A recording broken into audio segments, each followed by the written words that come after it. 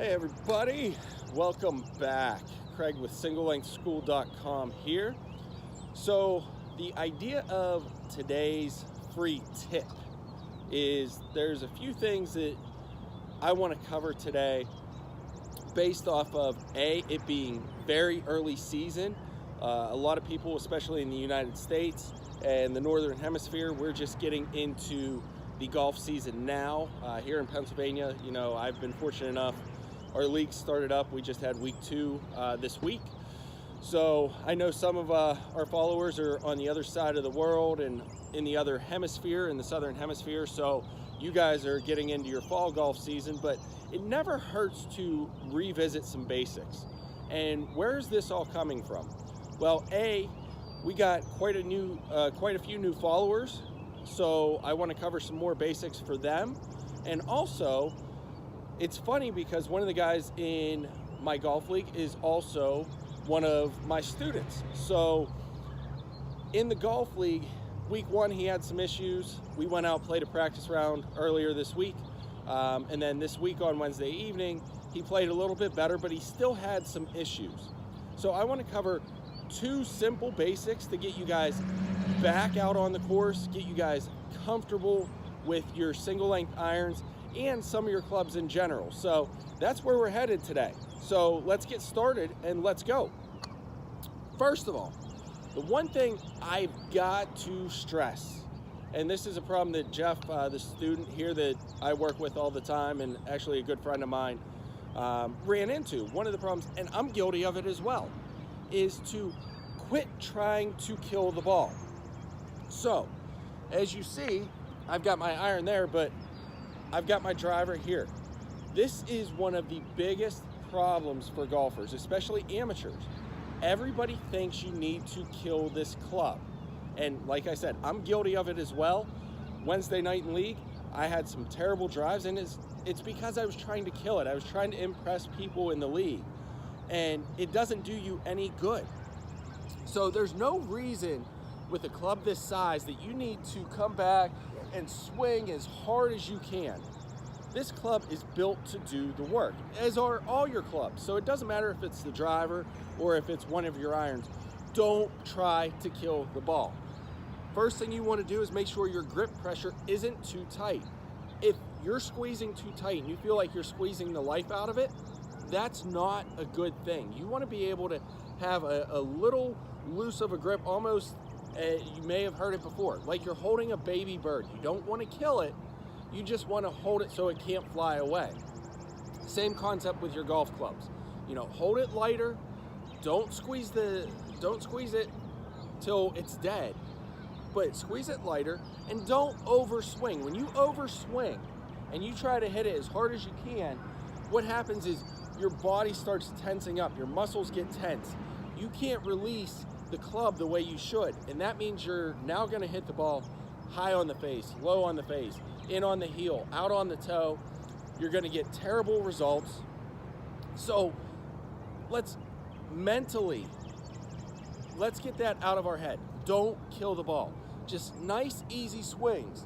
And the thing is, with your body, you're going to produce almost nearly identical club head speeds as you are when you try to kill it, because the muscles are loose and you're actually swinging free. So that's tip 1 of today. Don't try to kill it. Relax. Take a nice, good tempo, nice, good, soft swing to get through it.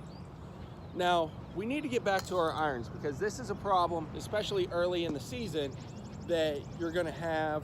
Like I said, Jeff has this problem. So there's some things that I want to retouch on to get you guys back hitting your irons the way they should, especially when you've got the single length irons. Remember, it's all about the setup with the single length irons. So, and I kind of got my driver here in the way. I'm going to move it out so you guys can see. Get the tee out of here. You got a couple balls. I'm not going to hit any balls, but I want you guys to think about the setup, because when you're coming off a winter and an extended off period, it's hard for you to actually get back and get that setup right, because it's something that's not always subconscious. You've actually got to think through the setup. So when you're working with your single length irons, and in fact, it can be any iron, but remember with single length, we have the ability to one setup, one swing plane, make it nice and easy for ourselves. So when you guys set up, first of all, put that club down, make sure it's sitting flat. Make sure you got the lie of the club sitting flat. When you put the ball in your stance, take your stance, but don't go too wide. And put that ball somewhere in the middle to the middle back of your stance. So right now I've got it in the middle of my stance. I'll take a little hop forward, and now it's in the middle back of my stance. That's gonna help promote hitting down on the ball, which is something we definitely wanna do. When you hit down on the ball, it's gonna pop up and get up into the air like you want it to. So take that stance, get that ball there. Now the other tip you've gotta use with your stance, especially with single length, and I can't stress this enough for amateurs.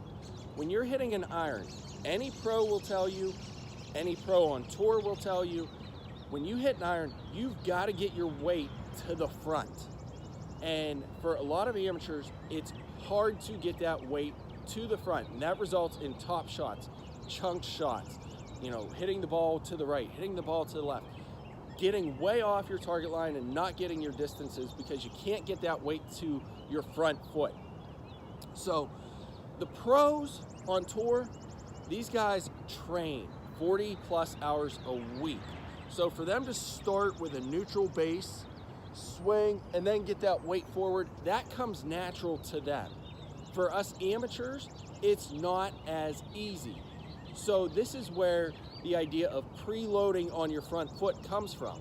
And I have a whole tip on this, a little more extensive, but I need to recover it for a lot of you guys, especially the ones that are getting back out on the course and some of our new followers. So with your single length irons, that ball position, middle of your stance, middle back, get down behind it, and then shift your hips forward just a little bit.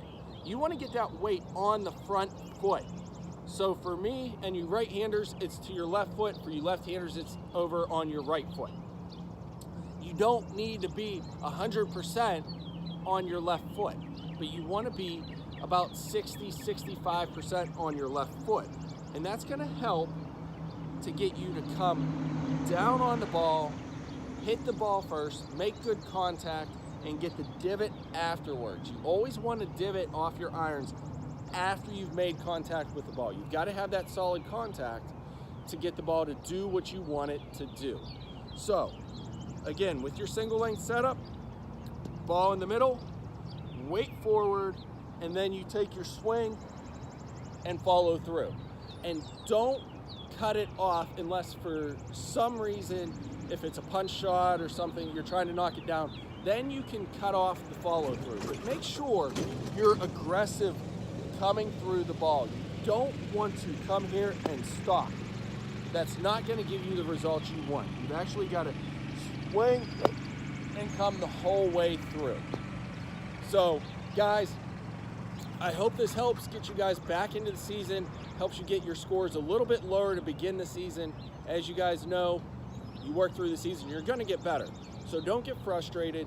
Just work on this stuff on the range. You can work on it at home, get some foam balls, anything you can do to help promote that nice, smooth contact. So if you guys have questions, or if you guys want a lesson, by all means, hit me up. You can purchase lessons over at singlelengthschool.com. If you're not a member at singlelengthschool.com, sign up, because we've got a forum. We've got all our videos linked in there. It's a great resource for you. Again, don't be afraid to go follow us on Instagram or Facebook. It's at Single Length School. You can find us there. On Twitter, at One Length School. We are always posting stuff, you know, a couple times a week we try. And then guys, don't forget, subscribe on YouTube. Help us grow our following, help us grow the game, help us make the game easier for most amateurs, especially those that want to use single length. And again, guys, don't forget, on the website, you can check out the Our Partners tab, and we've got a partnership with Sterling Irons. Use our link, go check them out.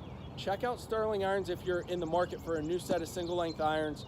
You can actually help us by purchasing through our link on the website. So again, guys, Twitter, Instagram, Facebook, YouTube, and singlelengthschool.com. Follow us, and always, always remember, the size matters. Choose single length. Thanks a lot, guys, and we'll see you next week.